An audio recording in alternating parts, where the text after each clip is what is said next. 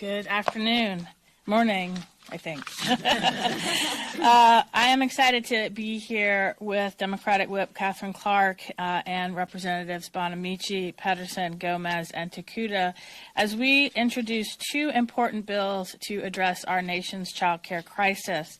We know the child care industry is in crisis and the impacts are severe for working families, as you've heard.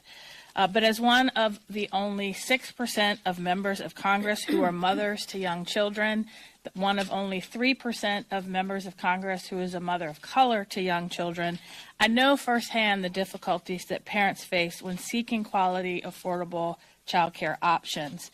For too long, the industry has suffered from a systemic lack of investment, going back to the days when child care was free labor, sometimes forced, to now underpaid. The COVID pandemic laid bare existing challenges and inequities in various facets of the care economy, including child care, elder care, care for people with disabilities. The burden has fallen largely on women.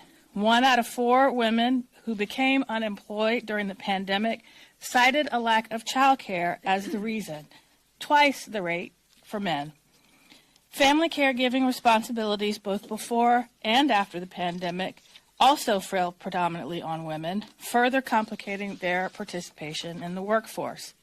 Those challenges persist today. Among parents who are not working full-time, 3 in 5 say that they would choose to do so if they had access to affordable child care.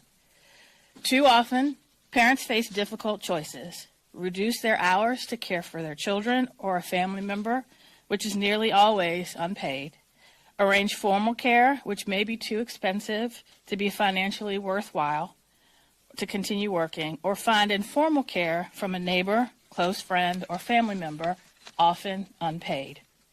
And although we have made significant progress in rebuilding the workforce since the height of the pandemic, the care economy has not seen the same kind of recovery, as low wages and lack of benefits drive poor retention. This is born out of systemic, long-term underinvestment and lack of protection for care workers. This is an economic issue, an equity issue, a family issue.